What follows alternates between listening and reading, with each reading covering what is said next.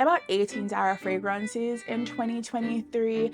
My collection exploded with all of these affordable gems that I now want to come back and have a conversation with you about. Zara has over 110 fragrances for sale at any given time, and it's a little bit overwhelming to get into them.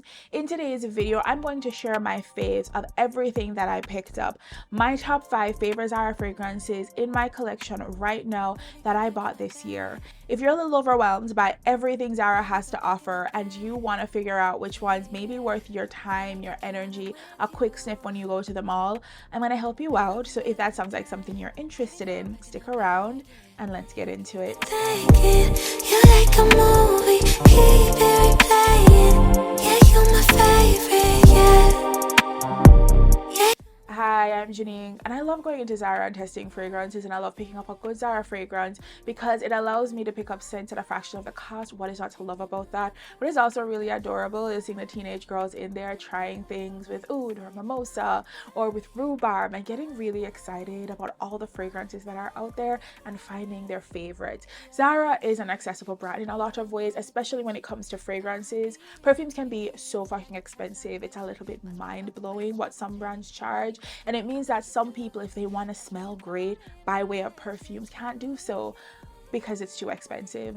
Zara makes it available, accessible to so many more people, and I respect that shit. And this year I got into Zara fragrances for the first time, picking up my share and many other people's share by way of 18 new fragrances in my collection. Now, everything wasn't a gem, everything wasn't amazing, but there were some things that I came away really growing to love that I think y'all need to know about. Now, if you like these kinds of conversations, you love a perfume video, then please don't forget to subscribe. I would really appreciate it. And if you've already subscribed, thank you so much. I really appreciate that shit. And I love the way you say my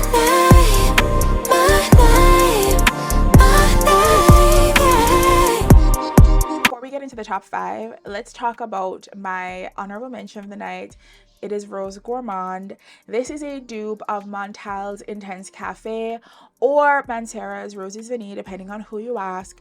And the only reason it is not in the top 5 isn't based off a smell, is because all I have is a roller bottle. It felt like a really unfair comparison to stack it against fragrances I had full bottles of. But this is one of the most close dupes Zara has created, in my opinion. It is hard to tell the difference between the dupe and the original, and that never happens with Zara fragrances. This is a beautiful rose latte smelling fragrance with a hint of coffee. That's it. It's mostly thick creamy vanilla, a splash of rose water with a touch of coffee. It's a beautiful gourmand fragrance with a little bit of spice in there. It does not hold back. A lot of the times Zara will water down its fragrances to make it a little bit more palatable, not as challenging. With this one, they did not hold back at all. In the number 5 spot, we have Ataya. We have 2 fragrances.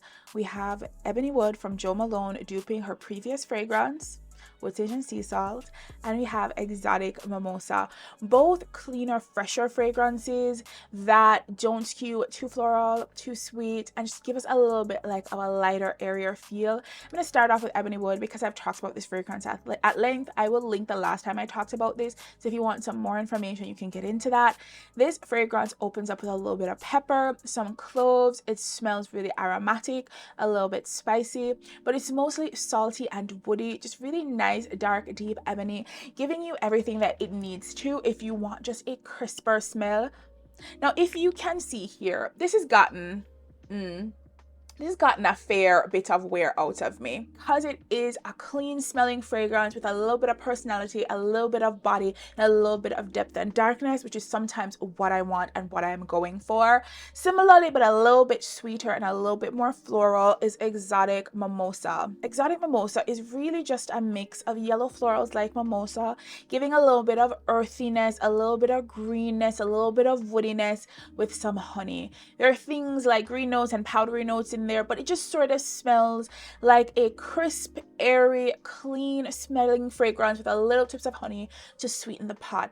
It smells outdoorsy. It smells like a bright summer day. It's a very pretty, clean smelling fragrance. If that is something that is your vibe, it doesn't lean as floral or as sweet as a lot of Zara fragrances do. It's watery, it's pretty, it's nice, it's fresh smelling without heading into that sort of soapy aldehydic territory that I can sometimes hate. So I really enjoyed these two as a cleaner fragrances in my collection that I could reach for. I definitely reached for Ebony Wood a lot more than Exotic Mimosa, but I really appreciated this one as well.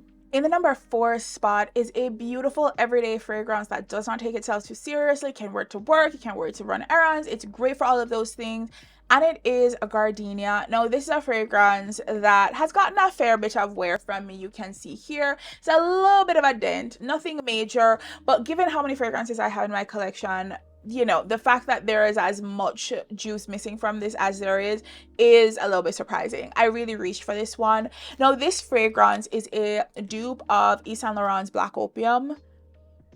It's just not as complex. It just pairs back some of those main notes, just keep things a little bit simpler. So what is in this baby is essentially just orange blossom, a little bit of coffee, and vanilla.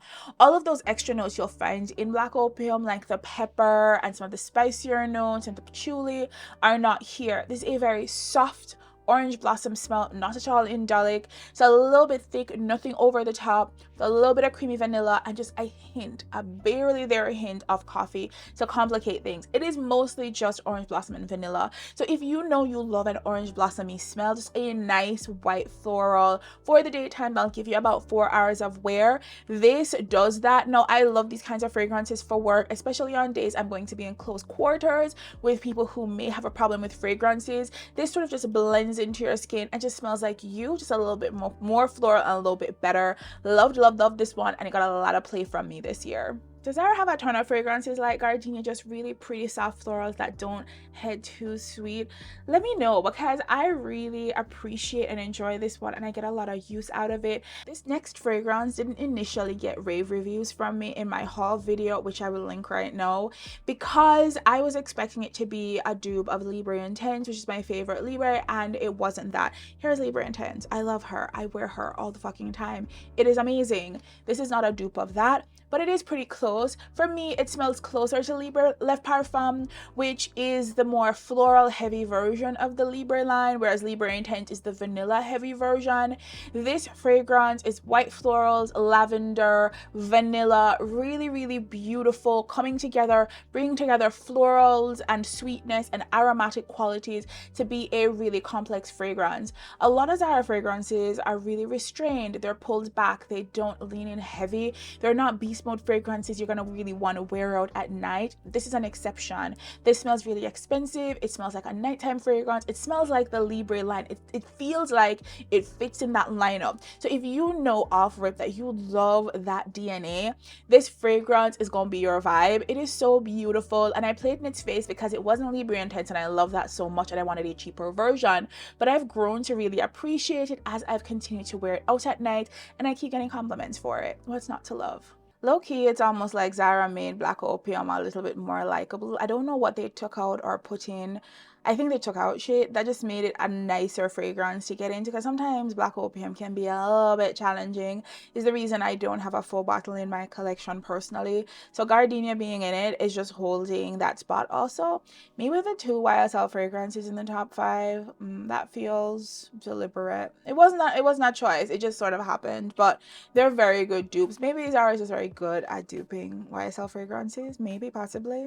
In the number 2 spot is Red Temptation Tide with For Him Red. These two guys here, both BR540 dupes, just different but the same but different. Let's talk about Red Temptation first, because this is the more popular of the two, and I love this one. I'm not even gonna lie. It feels a little basic to be into this as much as I am, but you know what? I'm into it. I love the original formulation of Baccarat Rouge. I have the original, I wear it, I enjoy it, but I'm always looking for a steal of the deal where fragrances are concerned. So if I can get that expensive smell for a fraction of the cost, I'm gonna want it. Now, this fragrance, unlike a lot of the dupes that are out there, doesn't really take any sort of liberties and branches out in any one direction or another. What it essentially does is it takes the original and just turns the volume down. That's it. It doesn't give us more sweetness or more florals or more woodiness or more anything. It essentially just takes the original and dials the volume down. That's what it does. But it does not mean that this fragrance is fleeting and not long lasting. When I first got this, it gave me about 3 to 4 hours. Now it gives me about 6. So it is doing relatively well, especially at this price point. It is aromatics like saffron, vanilla, some woodiness, a little bit of spiciness in here. It is a beautiful, full, big, beautiful fragrance that everybody knows and loves, and I see why there is no reason not to enjoy this one. Now, unlike the Red Temptation version, For Him Red that sits in the men's section of Zara is a very unisex fragrance that is a dupe of the X-Straight version of BR540.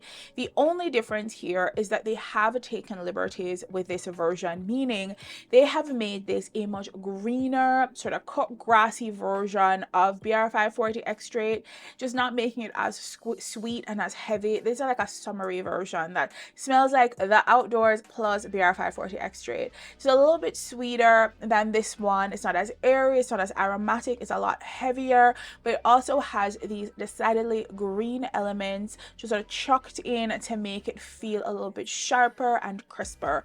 This is a beautiful one. If you love a green fragrance but you love the BR540 smell, this combines both of those things in a way that's really complementary and works both well for men and women. Now, this is one of the longest lasting Zara fragrances in my collection, meaning I get 6 to 8 hours with this easy without even trying. If I spray this down to go to bed, I will wake up and still smell this, which is a fantastic thing given the price point. So in my number 2 spot, like I said, it's the BR540 dupes from Zara.